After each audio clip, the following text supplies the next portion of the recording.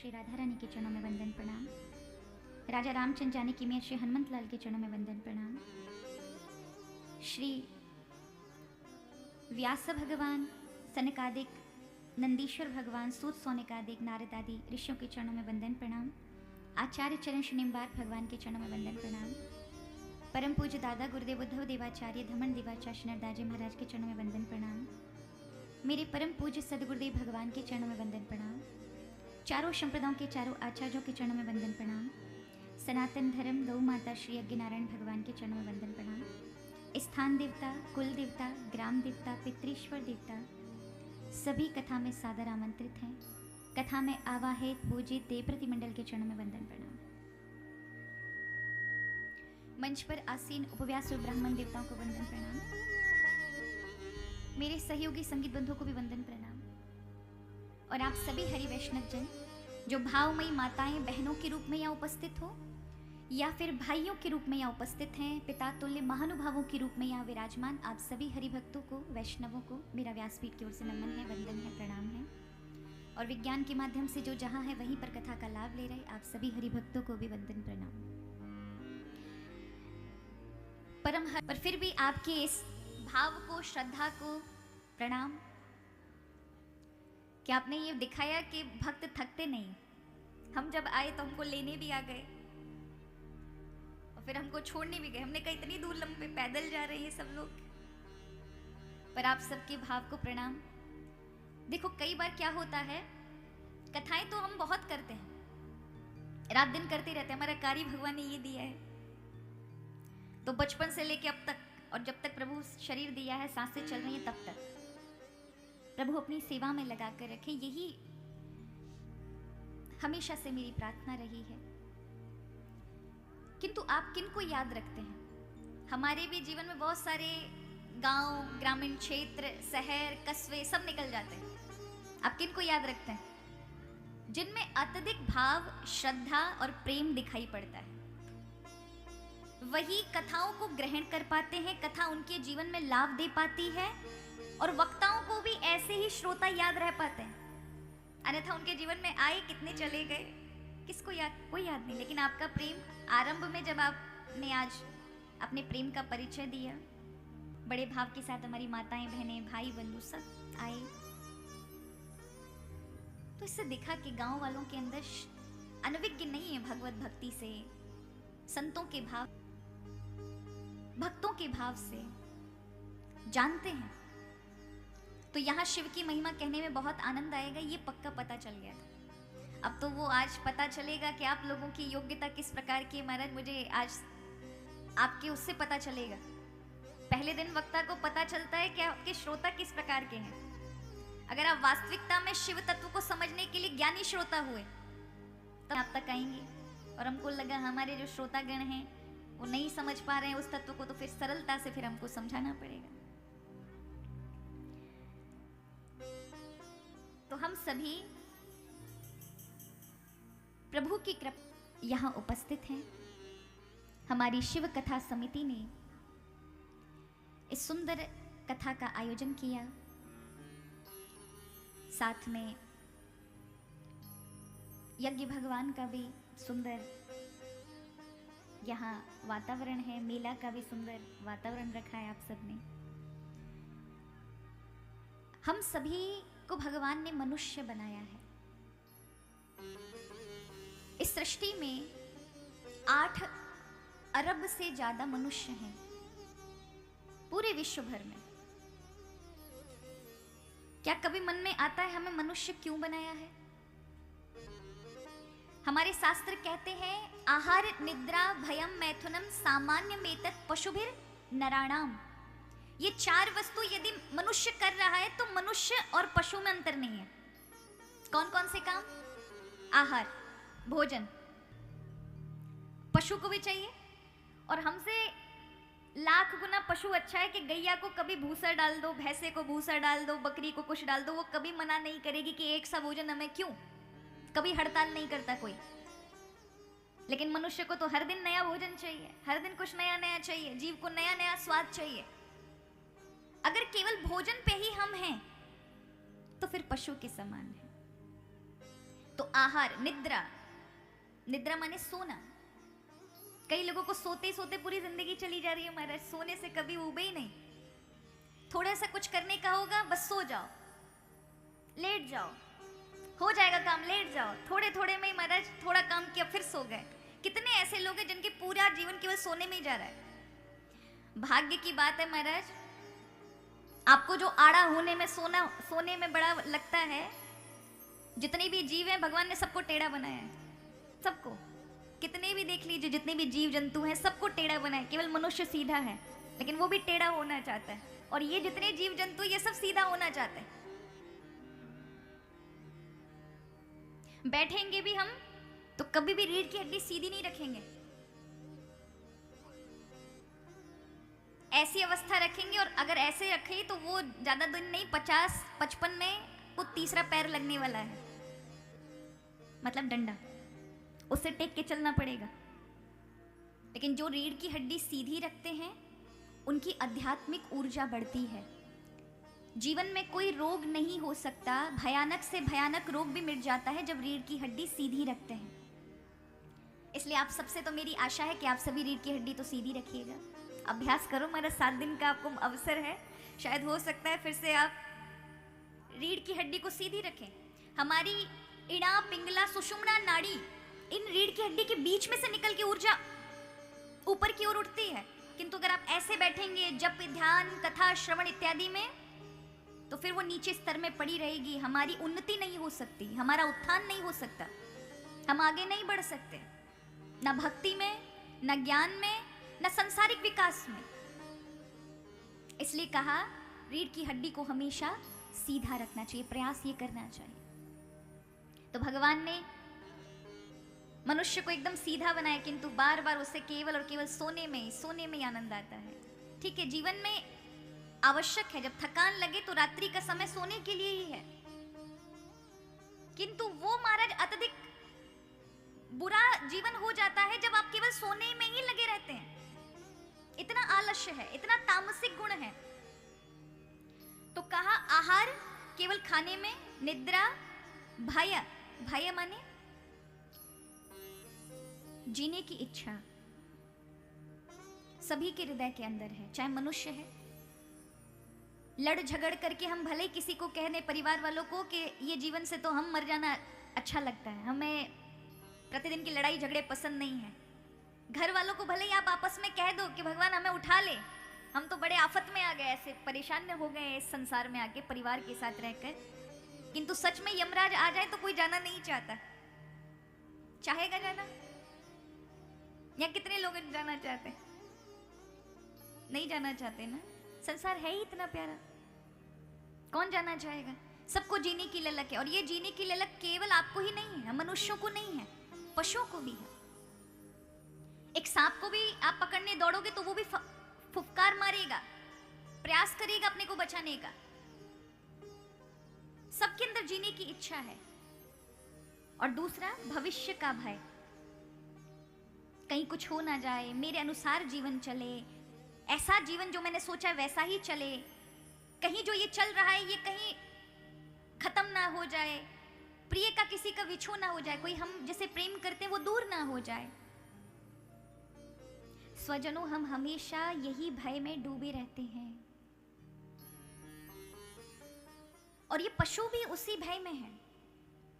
इनको भले भविष्य का नहीं कोई डर, किंतु जीने की जो इच्छा है उसका भय तो सबको ही होता है। आहार, निद्रा, भयम, मैथुनम, जैसे आप बाल बच्चे पैदा करते हैं पशु भी करते हैं। अगर इसी स्तर पर मनुष्य है तो वो पशु है, लग्जरी पशु है।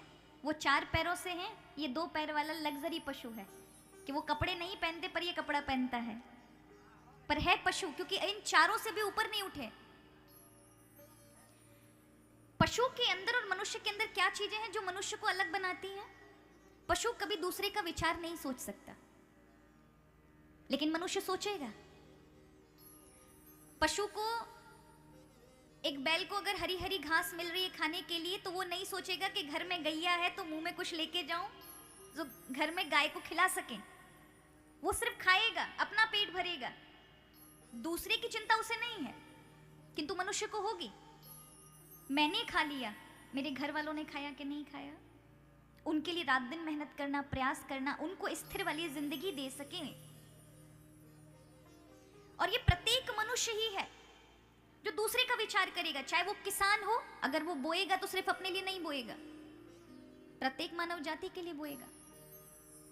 एक राजनेता भी है तो वो भी दूसरे का विचार करेगा, एक व्यापारी भी है तो दूसरे का, भले ही स्वार्थ में करे पर दूसरे का विचार होगा उसके हृदय में। एक व्यापारी भी है, दुकान खोल के बैठेगा तो उसे ये पता है कि गांव में किन लोगों को क्या क्या जरूरत पड़ सकती है, तो कौन कौन सा सामान लेकर आना चाहिए जिससे हमारा धंधा चल सके। तो दूसरे का विचार आया ना। तो मनुष्य ही दूसरे का विचार सोच सकता है।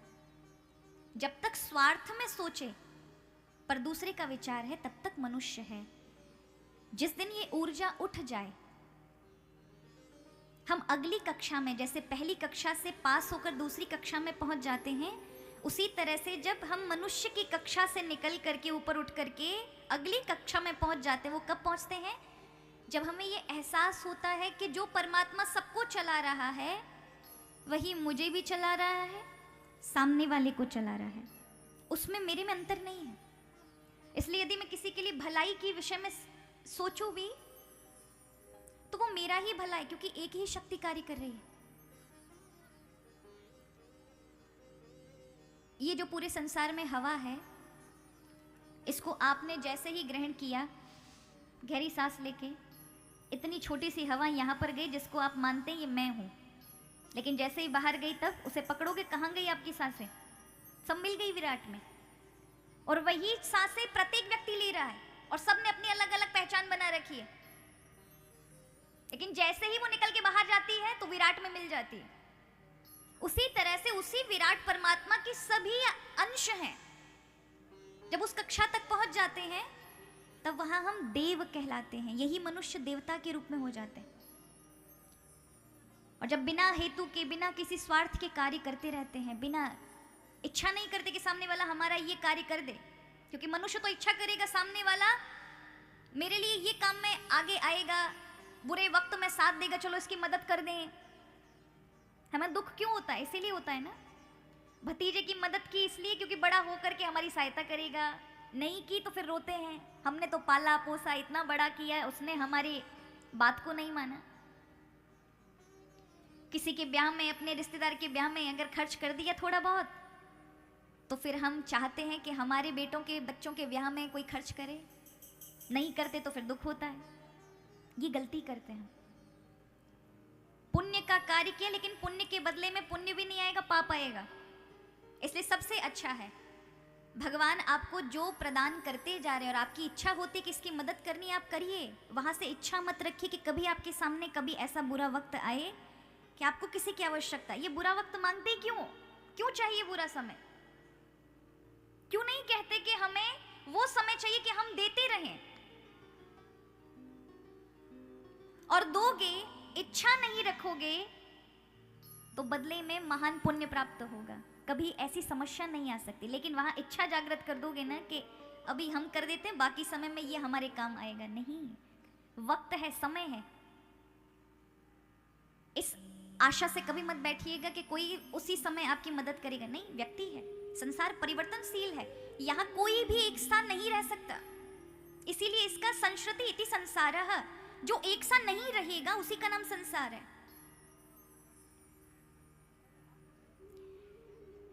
तो कहा हम मनुष्य यदि इन चारों में जी रहे हैं तो हम पशु हैं।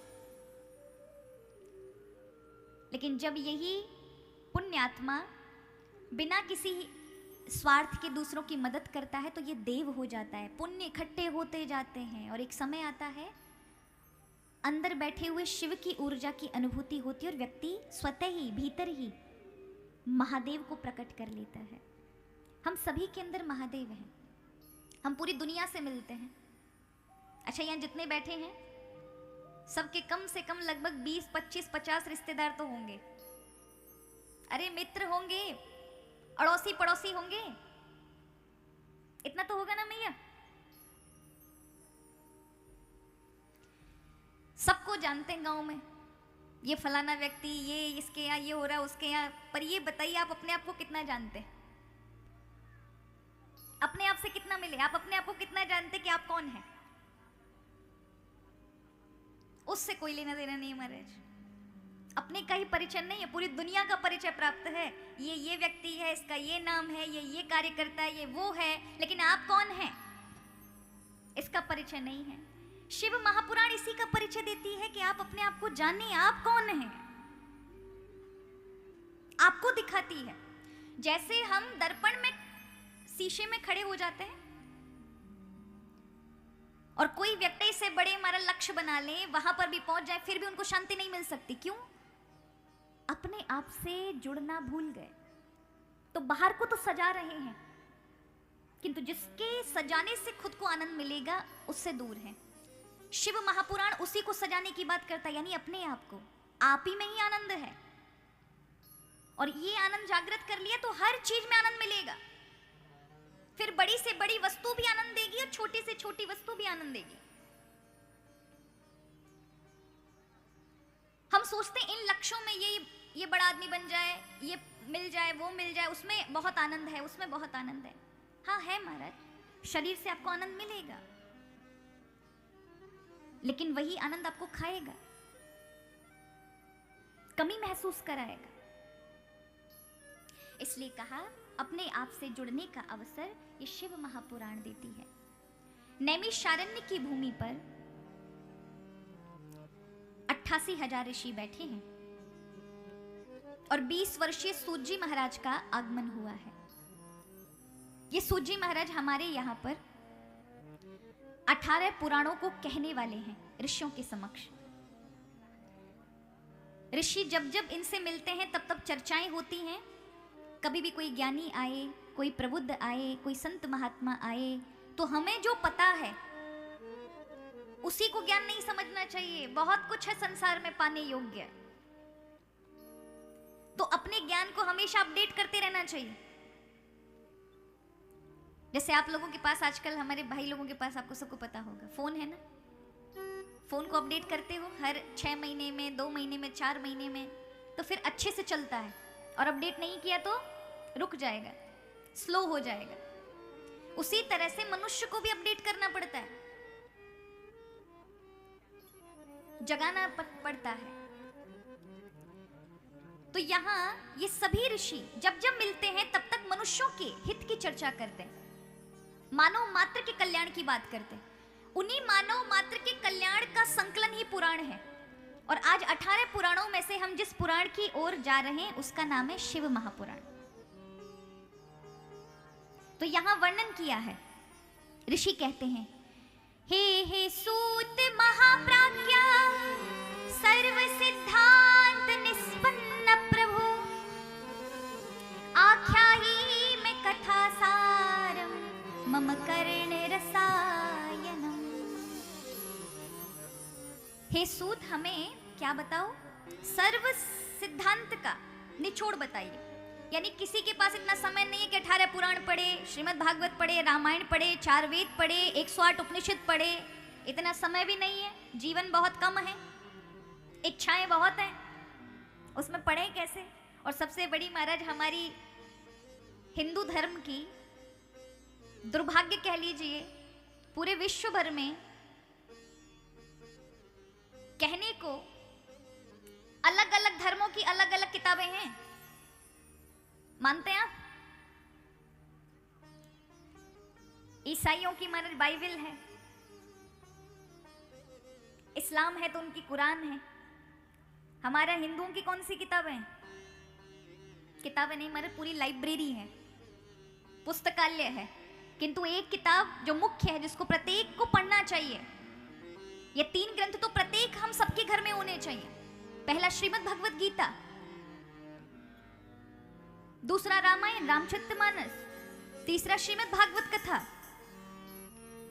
पूरे हिंदुओं में से महाराज मात्र 10 के घर में ही आपको ये सब मिलेगा, बाकी 100 के घर में कुछ हनुमान चालीसा तक नहीं होती। जितनी सनातन वैदिक धर्म ने खुलापन दिया है, उतने ही लोगों ने आलसीपन जीवन में आरंभ कर दिया, अपने धर्म से विमुख हो गए। शिव महापुराण पता है क्या बताती है? अन्य धर्मों में भले ही आपको अच्छा लगता हो एक भगवान है, एक ग्रंथ है, एक सी सबके लिए चीजें हैं, प्रणाम है उनको।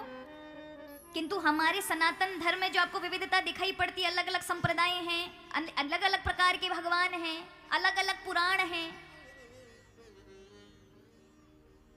कंफ्यूजन जैसा लगता है।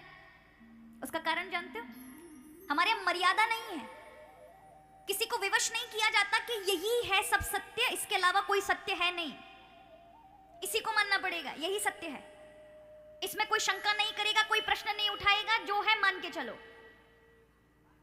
हमारे सनातन वैदिक धर्म ने सबकी बुद्धि को स्वीकार किया है, ऋषियों ने सभी की, कि कुछ भी कोई सोच सकता है, किसी के मन में कोई भी प्रश्न उठ सकता है, और प्रश्न उठे ही अच्छी बात है। इसीलिए हमारे सभी शास्त्रों की शुरुआत प्रश्न उत्तर से है।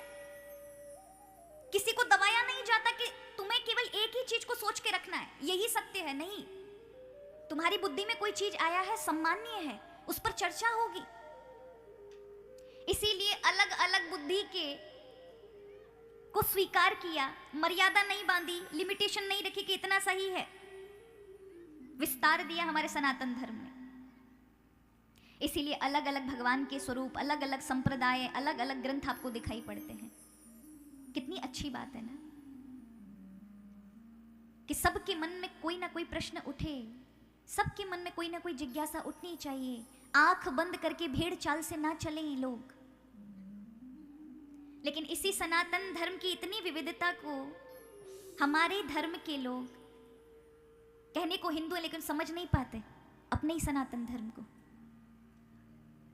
इतने सारे रास्ते हैं भगवान तक पहुंचने के, अपने कल्याण के, आत्म कल्याण के, लेकिन इन रास्तों को, हमारी समस्या पता है क्या है, इन रास्तों में चलने के लिए हम पूरी जिंदगी लगा देते हैं, ये तय करने में कि अपने को चलना किस रास्ते पर है। क्योंकि मनुष्य की एक समस्या है कि वो सबसे ज्यादा रास्ते तो उसको बहुत सारे पता हैं, ये मार्ग भी है, इस पे भी चल सकते हैं, हनुमान जी की भक्ति कर सकते हैं, राम जी की कर सकते हैं, देवी जी की कर सकते हैं, इनकी कर सकते हैं, पर समस्या ये है कि उसे सरल मार्ग चाहिए। अगर किसी से पूछना हो, हम सिमरिया के गांव वासियों से पूछें, हमको कोडरमा जाना है, कहां जाना है? कोडरमा जाना है, तो यहां से सबसे सरल रास्ता कौन सा होगा जो जल्दी से जल्दी पहुंचाए? तो कई रास्ते आप बता सकते हो, ये भी रास्ता है, ऐसे चले जाओ, इस गांव से, इस हाईवे से चले जाओ, उससे चले जाओ।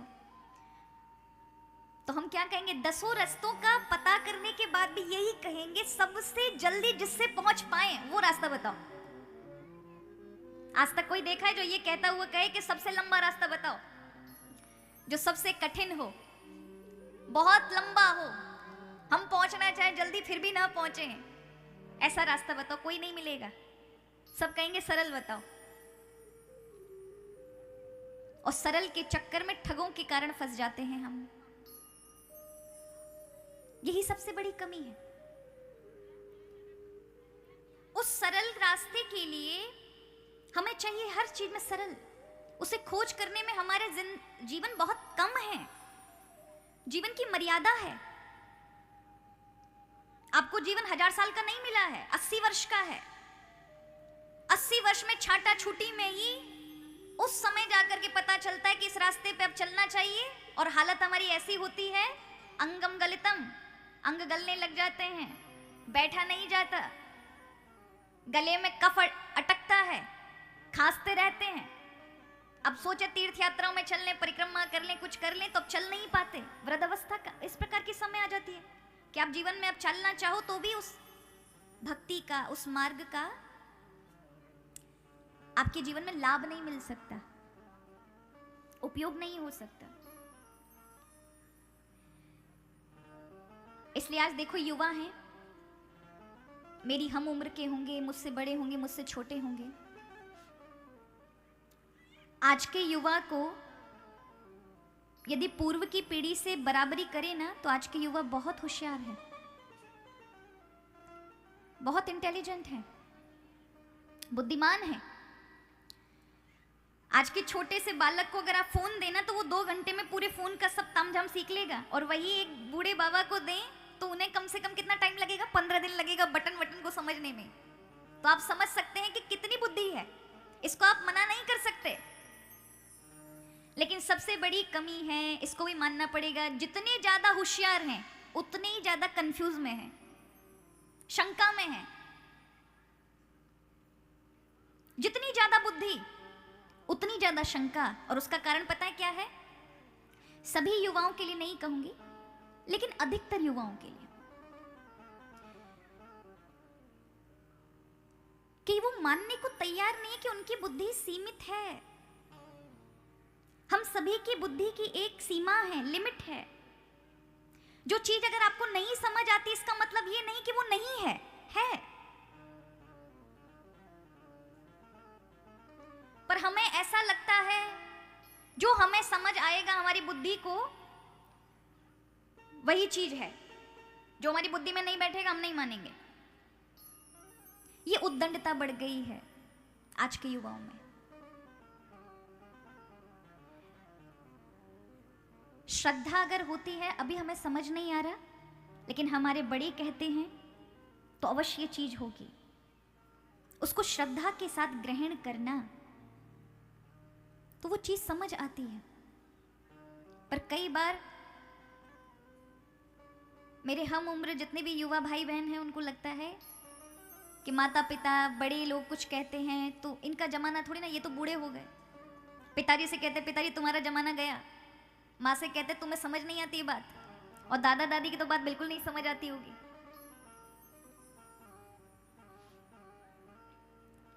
कहने का अर्थ है, जब तक आप ये नहीं मान के चलेंगे कि हम सभी की बुद्धि की एक सीमा है, लेकिन जब आप स्वीकार करने लग जाएं श्रद्धा के साथ कि जो कही जा रही है वो बात सही है, इसमें एक सबसे बड़ी हानि है ना मानने की। जब ये इनकी छोटी बुद्धि है, अभी उतने परिपक्व नहीं हुए हैं, लेकिन कहते हमें नहीं समझ आएगा, हम नहीं मानेंगे, हम नहीं मानेंगे कोई भगवान की भक्ति करने से कुछ होता है, हम नहीं मानेंगे ऐसा कुछ होगा, हम नहीं मानेंगे ऐसा कुछ होगा।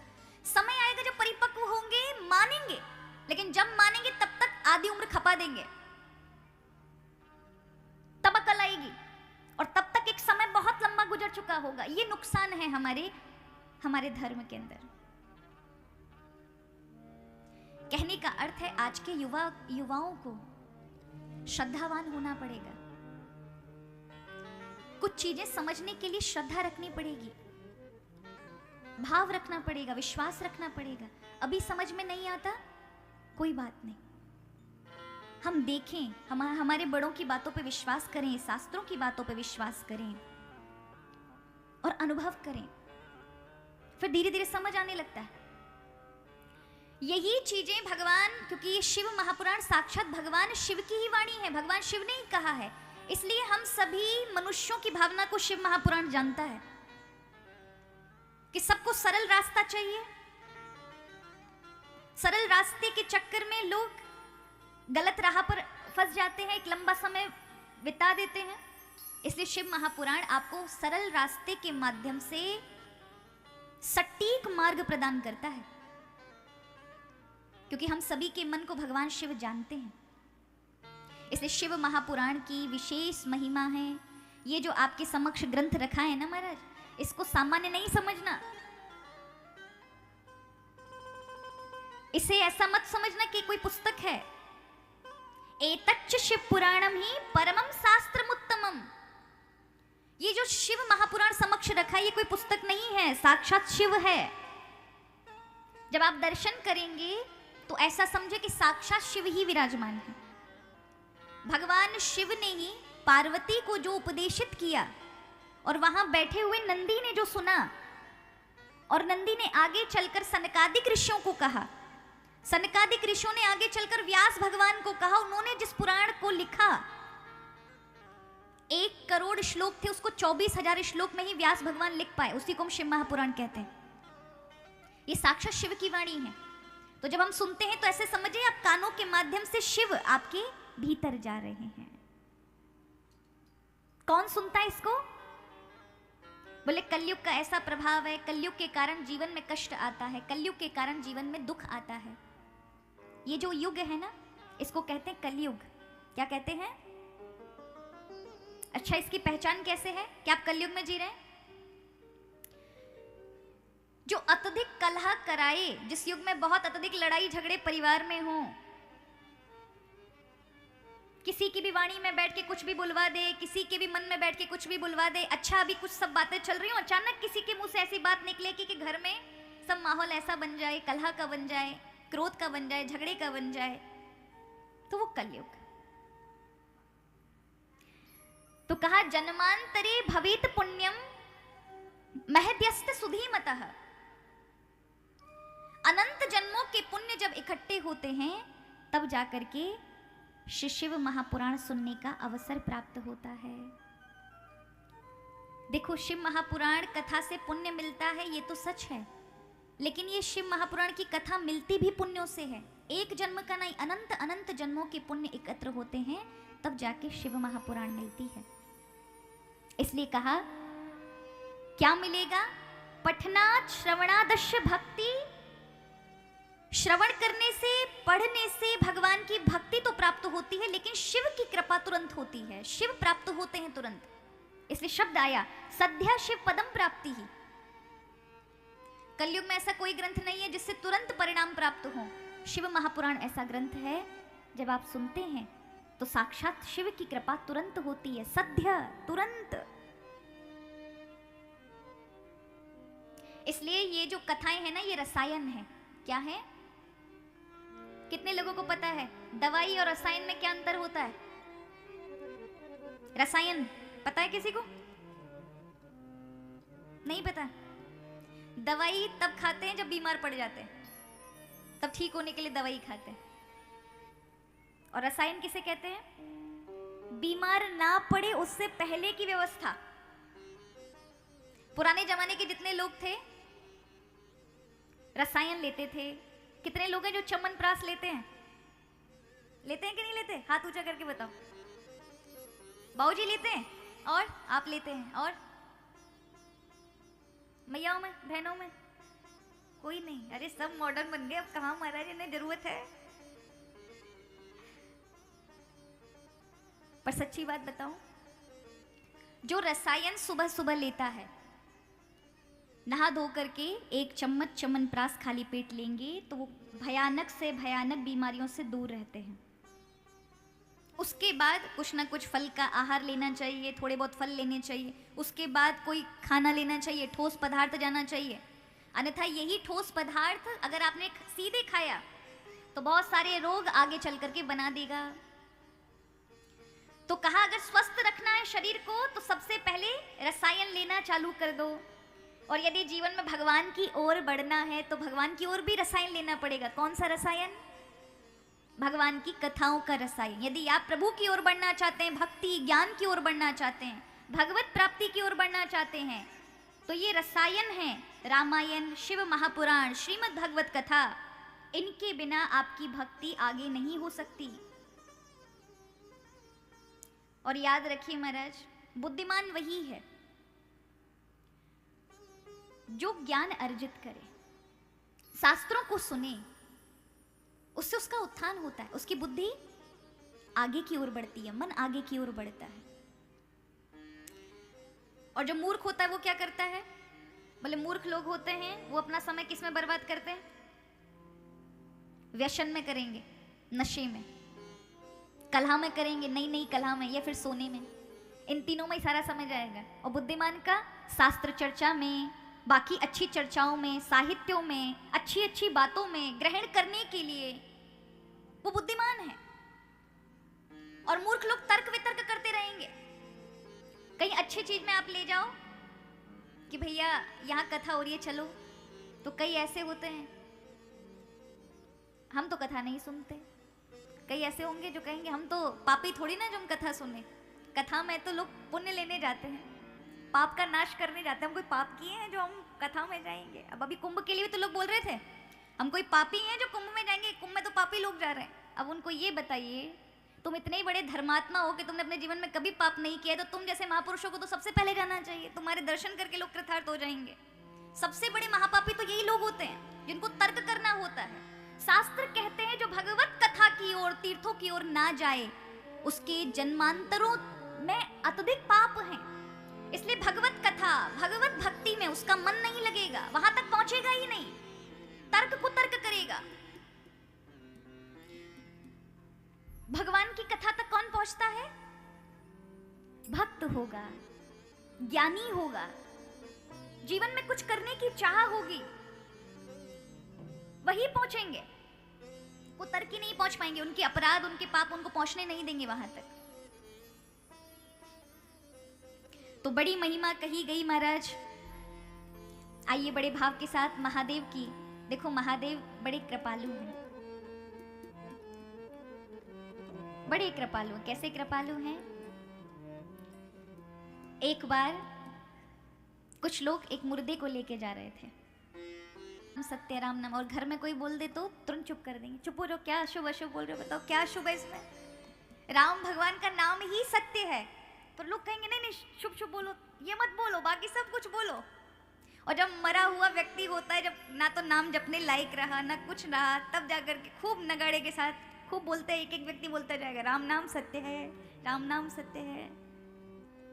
और कोई बालक बोल दे तो पिताजी और माताजी 2 चांटे मारेंगे बालक के। तो जब लोग लेके जा रहे थे मुर्दे को, पीछे से भगवान शिव आते हैं, देखते हैं, अरे भैया ये कितने अच्छे लोग हैं जो भगवान का नाम लेकर जा रहे हैं। और जैसे मुर्दे को जलाया, सबके मुंह से नाम गायब, सब चर्चा करते हुए आ रहे हैं, अरे मुझे दुकान जल्दी खोलना है। यहां से जाएंगे तो ऊपर से नीचे तक भगवत गीता उतर जाती है, मुर्दे को लेके जाते तब तक शमशान तक भगवत गीता उतर जाती है, सबको जाना है, एक दिन हम भी चले जाएंगे, देखो क्या ले गया, सब छोड़ गया। और जैसे वहां से लौटेंगे 2 बाल्टी पानी डालेंगे, सब उतर जाता है महाराज, ज्ञान इत्यादि सब।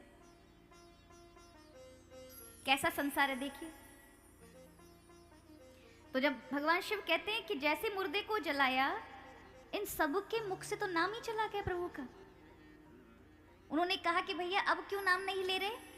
तो सभी कहते हैं अब तो वो जल गया, अब क्या नाम लेंगे, अब तो अपने घर जाएंगे। तो सब अपने घर लौटे। भगवान शिव ने कहा कि कम से कम इन जीते हुए इंसानों से ये मुर्दा लाख गुना अच्छा है।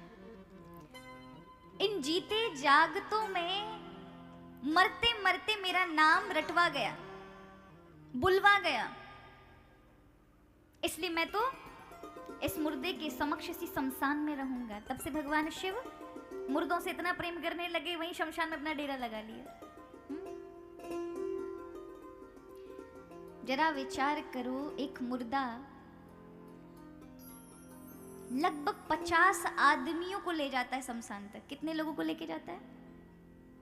इतना तो लेके जाते होंगे ना, कम से कम 4-5 तो लेके ही चला जाता होगा, क्योंकि वो लेके जाता है, कंधे पे लेके जाना पड़ता है। पर जीते जी इंसान कथाओं में कितने लोगों को लेकर आते हैं अपने साथ। मरा हुआ तो भगवान का नाम लिवाता हुआ शमशान तक ले जाएगा लोगों को, राम नाम सत्य है, राम नाम सत्य कराता हुआ। उसकी इतनी ताकत है मरे हुए की, जीते हुए इंसान की कितनी ताकत है कि भगवान के नाम से कथाओं में लेकर आ जाए, तब वो जीते हुए हैं, अन्यथा मरण मरे हुए हैं। पर बड़े दुर्भाग्य की बात है कि हम कैसे जीते हैं महाराज, हम भी नहीं करते या दूसरों को भी नहीं कराते। मुझे सिमरिया वालों के ऊपर तो महाराज बड़ा भाव है कि, और ऐसी आशा है कि सभी बड़े भाव के साथ पूरे 7 दिवस तक भगवान शिव की कथा को भी श्रवण करेंगे। अपने आसपास जितने भी मित्र बंधु हैं, हरि भक्त हैं, जिनसे भी आपका प्रेम है, परिवारी जन हैं, उनको भी बुलाएंगे, आमंत्रित करेंगे। और जो दूर बैठे होंगे उनको इस कथा का लाइव चल रहा है वहां तक पहुंचाएंगे कि वो सब शिव महिमा से जुड़े। और अगर यहाँ पर नहीं आ सकते हैं ऐसे व्यक्तिगत रूप में, जैसे आप सम्मुख बैठकर कथा का लाभ ले रहे हैं, तो फिर जहां पर हैं वहीं पर कथा का लाभ दें, ऐसी दान इत्यादि करें, कथाओं का दान करें। ज्ञान दान सबसे बड़ा दान होता है। इसलिए अगर लेकर आ सके तो भौतिक रूप से लोगों को सबको लेकर आएं, और यदि नहीं ला सकते हैं तो जहां पर आपके परिवारी जन हैं, दूर दूर तक बैठे, उनको प्रभु की कथा से जोड़ें। अगर आप सच्चे हितैषी हैं, सच्चे भक्त हैं, तो आइए बड़े भाव के साथ प्रभु का स्मरण करते हुए, सभी गाते हुए कैलाश के निवासी नमो बार बार हो, कैलाश के निवासी नमो बार बार हो, नमो बार बार हो, नमो बार बार हो। आयो शरण तिहारी बोले तार तार तू, कैलाश के निवासी नमो बार बार हो, नमो बार बार हो। आयो शरण तिहारी बोले तार तार तू, कैलाश के निवासी नमो बार बार हो, कैलाश के निवासी नमो बार बार हो, हे नमो बार बार हो, हे नमो बार बार हो। आयो शरण तिहारी बोले तार तार तू, आयो शरण तिहारी बोले तार तार तू, आयो शरण तिहारी बोले तार तार तू, आयो शरण तिहारी बोले तार तार तू। कैलाश के निवासी बोले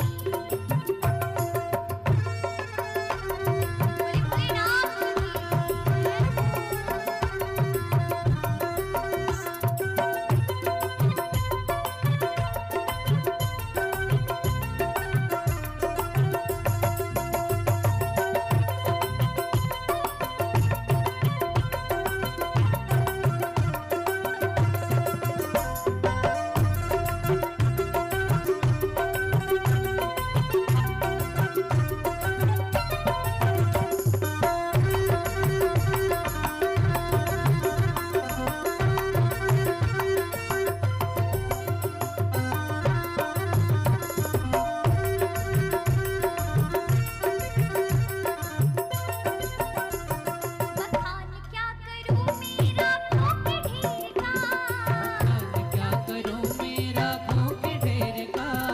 भोलेनाथ की राख की ढेर भी कल्याण करने वाली है, इसलिए कहा शिव महापुराण में कहा है। रुद्राक्ष की माला, माथे में भस्म और दिव्या पर शिव नाम गाने वाला शिव को अत्यंत प्रिय है। उसके साथ साक्षात शिव चलते हैं, उसके ऊपर उसके दोनों वरद हस्त होते हैं। किसके ऊपर? जिनके गले में रुद्राक्ष माला हो, माथे पे भस्म हो, राख हो। किसकी राख हो? चूल्हे की नहीं महाराज, यज्ञ की, हवन की, खुद बना करके गाय के गोबर से, हल्दी से, और फिर भगवान महादेव को चढ़ा करके और माथे पर लगाए, शिव नाम जाप करे, वो भगवान शिव को साक्षात प्राप्त करता है, लेकर के चलता है। इसलिए कहा बखान क्या करूं मेरा खो के ढेर का, बखान क्या करूं मेरा खो के ढेर का। बखान क्या करूं मेरा खो के ढेर का। बखान क्या करूं मेरा खो के ढेर का। चपटी भभूत में है खजाना कुबेर का, चपटी बहुत में है खजाना कुबेर का। चपटी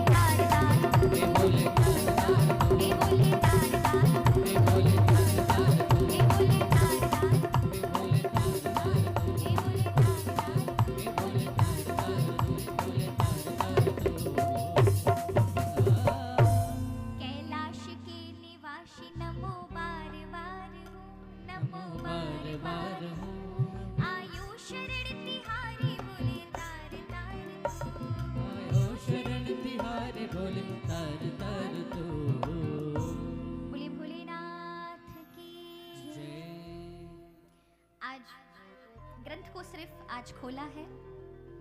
कल से हम कथा का आरंभ करेंगे विधिवत रूप से, क्योंकि आज आप भी थके हैं और हम भी थक कर आए महाराज। पूरे कितने घंटे का? कल हम लगभग 12 बजे निकले थे दिन में, और कंटिन्यू हमारी ट्रैवलिंग रही है महाराज। बाय रोड आए हैं तो थकान है, आप लोगों को भी थकान आपकी दिख रही है हमें। तो आज की कथा को यहीं विश्राम करेंगे। कल सभी सही समय से पहुंचेंगे, क्योंकि कल से कथा विधिवत आरंभ होगी। आज ग्रंथ को खोला है, थोड़ी सी शिव महिमा जैसी प्रभु की इच्छा रही वैसा आज हमने ग्रहण किया। कल आप सभी शिव महिमा को जानेंगे। आखिर भगवान शिव ने शिव पिंडी का रूप क्यों धारण किया संसार में? ये शिवलिंग की जो महिमा है ये क्यों है? हर एक गांव का शिवलिंग किस प्रकार की शक्ति रखता है, यदि आप सभी जागृत करें तो। शिव की महिमा इतनी थी इस पूरे विश्व भर में कि एक भी ऐसा गांव, ऐसा शहर, ऐसा राज्य नहीं था जहां ये शिवलिंग की पिंडी किसी भी गांव के अंदर ना हो। तो इसलिए बाहरी अन्य धर्मों ने, या कहिए ब्रिटिश, जब अंग्रेजों का राज्य आया उस समय अन्य धर्मों ने बहुत सारी मनगढ़ंत बातें शिवलिंग को लेकर के फैलाई, अंधविश्वास फैलाया, जिससे इतने बड़े स्वरूप में शिव की जो पूजा करने वाले सनातनी हैं, इनके मन में घृणित भाव, ग्लानि का भाव आ जाए और शिव पूजा से दूर हो जाए, जो हमारे लिए कल्याणकारी थी। तो कल जानेंगे शिव हमें क्या दे सकते हैं, शिवलिंग की क्या महिमा है। अगर ग्राम में शिवलिंग है तो उसकी क्या महिमा है, अकेला शिव पिंडी हमें क्या क्या दे सकती है। बहुत कुछ जानेंगे कल की चर्चा में। आज की कथा को यहीं विश्राम करेंगे। मैं अपनी वाणी को विश्राम करूंगी और भैया हमारे बीच में कुछ आगे की प्रक्रिया के विषय में बताएंगे। उसके उपरांत हम सभी आरती में प्रवेश करेंगे। हर हर महादेव, घर घर महादेव, हर हर महादेव।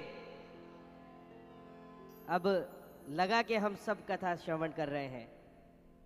प्रथम दिवस की कथा जो प्रारंभ ही हुई है, उसको सुनने पर ही हमें ऐसा लगता है कि निरंतर शिव में खो जाए, शिव के हो जाए। जिस प्रकार दीदी जी ने अभी तो हमें शिव से जोड़ना ही प्रारंभ किया है, परंतु मैं हम सब की तरफ से सिर्फ इतना सा कहूँगा कि इस प्रकार से यदि नित्य आप हमें शिव का गुणगान करेंगी तो शिव हम सब के मन में जागृत हो जाएंगे। हमारे मन में बैठे हुए शिव को हम जान जाएंगे और हम सब की ओर से सिर्फ इतना सा कहेंगे कि काश खुशियों की कोई दुकान होती और उसमें हमारी पहचान होती। काश खुशियों की कोई दुकान होती और उसमें हमारी पहचान होती, और मांग लेते दीदी जी दुनिया की सारी खुशियाँ आपके लिए, मांग लेते दीदी जी दुनिया की सारी खुशियाँ आपके लिए, चाहे उसकी कीमत हमारी जान होती, चाहे उसकी कीमत हमारी जान होती। एक बार जोरदार तालियां दीदी जी के लिए होनी चाहिए, जो हमारे मन में बैठे हुए भोलेनाथ को जगाकर हम सबको भोलेनाथ से मिला रही हैं। हम सब इसी प्रकार आनंद लेंगे, परंतु आप सबको भी एक संकल्प लेना होगा कि हम सब समय पर पधारें। कल शायद 6:30 बजे हम सब पहुंच जाएं और हम अकेले ना आए,